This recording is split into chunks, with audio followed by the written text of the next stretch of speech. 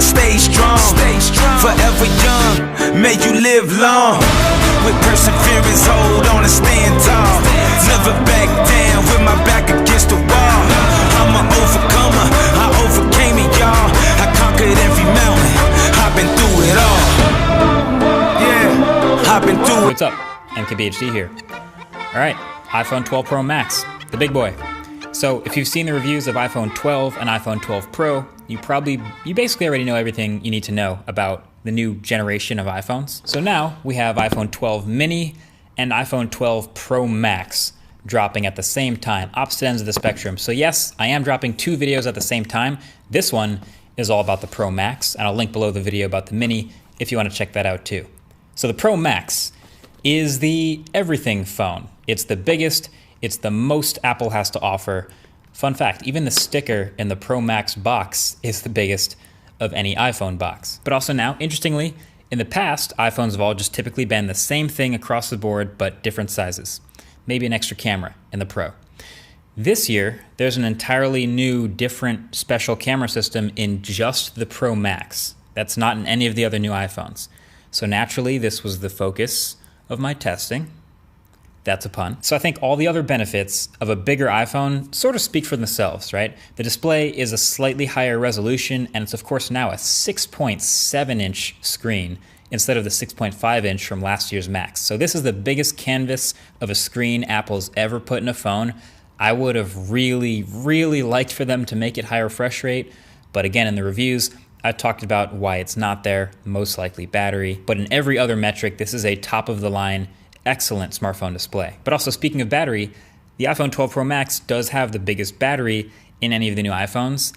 And yes, it does last noticeably longer. First of all, it has an incredible standby time. And I've typically ended days with it around 25% with 6, maybe 7 hours of screen on time sometimes. So if you're looking for the iPhone with the best battery, this is definitely it. It's comparable to the 11 Pro Max, I would say maybe just a tiny bit less. Then also, the biggest iPhone does technically also get the biggest speaker.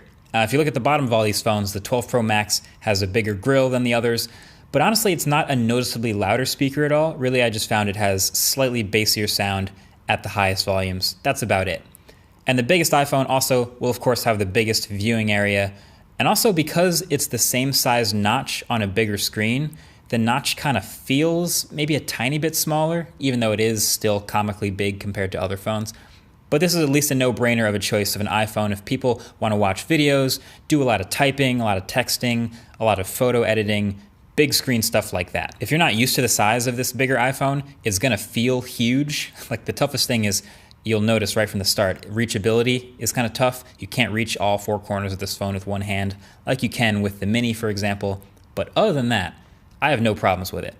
Also, side note, this is my first time using the gold iPhone, and sheesh, this is a shiny gold outside rail. The back of the phone actually isn't that gold. It's more of kind of like an off-white sand color with the matte finish. And then the rings around the camera and the stainless steel sides are the really gold part. But they're still gonna collect fingerprints like crazy. Honestly, it's not the color I would pick, but they don't have like a matte black Pro iPhone this year, so I guess I could just pick any color and then grab a D-brand skin literally just for the side rails. Did you know you could do that?